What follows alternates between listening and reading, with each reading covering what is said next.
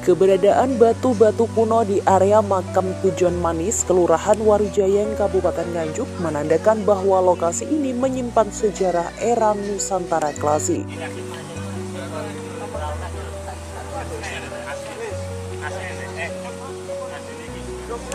Diduga tempat ini dulunya merupakan situs candi pada era Empu Sindok, Raja Medang periode Jawa Timur, bahkan lebih tua dari Candi Lor di Desa Candirejo Loceret.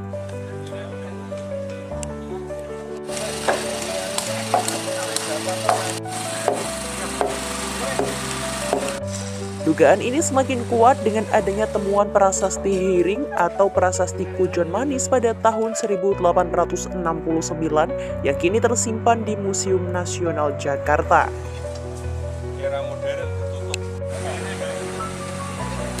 Prasasti tersebut berangkat tahun 856 Saka atau 934 Masehi dan dikeluarkan oleh Sri Isana Darmo Tunggadewa, berisi tentang transaksi jual beli tanah pada masa itu. Hal tersebut menunjukkan betapa pentingnya kawasan ini di masa lampau.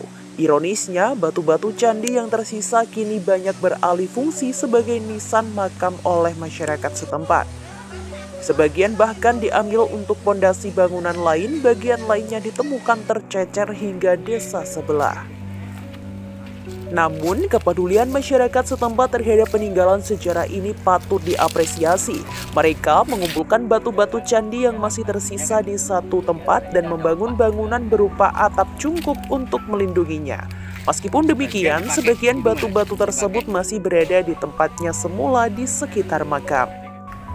Tempat ini adalah satu wilayah yang disebut dengan nama Pujon Manis, ya, dusun Pujon Manis. Nah, di Pujon Manis itu adalah pada era klasik ini adalah bagian dari satu tempat yang ada tinggalan candinya, ya, di sini, dan juga memiliki sebuah catatan prasasti, ya. Di sini ada prasastinya, yaitu juga prasasti Pujon Manis. Yang prasasti itu oleh Belanda juga dipindahkan ke Museum Nasional. Nah, di tempat inilah, ya, kami perkirakan lokasi candinya ya di tempat persis ini, ya. Sedangkan di belakang ini adalah bangunan yang memang dibangun oleh warga sebagai tempat untuk istilahnya sebelum berziarah, gitu ya, bangunan-bangunan beristirahat sebelum berziarah. Nah, ini karena kondisinya sudah tidak layak, itu akhirnya dibangun kembali sekarang ini.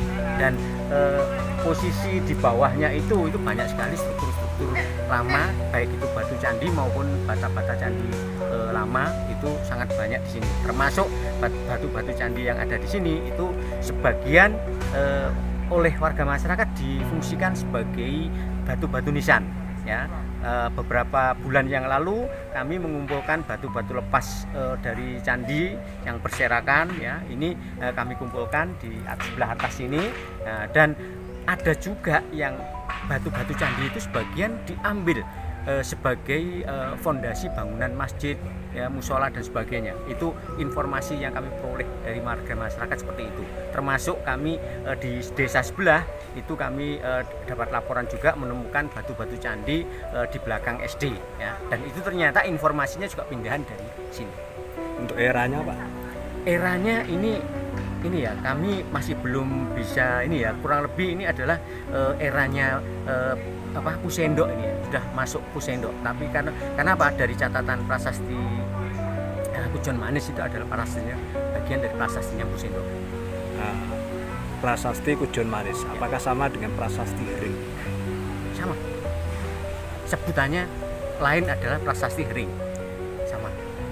Bisa diceritakan itu menceritakan apa, Pak? Sebentar, kalau ini ya, saya sampai lupa itu prasasti Hiring itu isinya apa kemarin.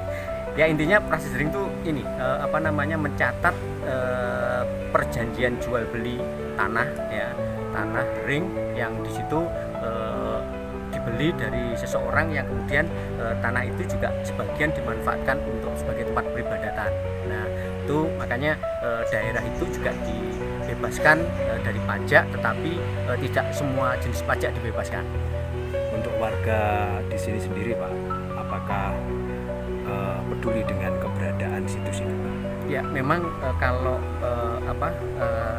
dihitung jumlahnya memang tidak sebegitu banyak ya, tetapi ada orang-orang yang memang asli kelahiran sini ini sangat peduli. Ya, sangat peduli dengan setelah kita sampaikan bahwa di sini latar sejarahnya itu adalah seperti ini, itu akhirnya mulai terbangun lagi kesadarannya untuk bagaimana menata lingkungan makam ini bisa nampak bahwa itu adalah tinggalan bersejarah Pujon Manis. Artinya makam-makam di sini pengalihan fungsi Pak ya, dari fungsi candi itu sendiri. Betul. Jadi pada saat itu terjadi mungkin ya perubahan paradigma dengan masuknya agama Islam ya, Hindu Buddha itu ya, akhirnya dari Hindu Buddha ke Islam. Nah, akhirnya tempat-tempat peribadatan itu ada yang takut untuk memanfaatkan sebagai bangunan tempat tinggal itu, makanya lebih banyak digunakan sebagai bangunan makam.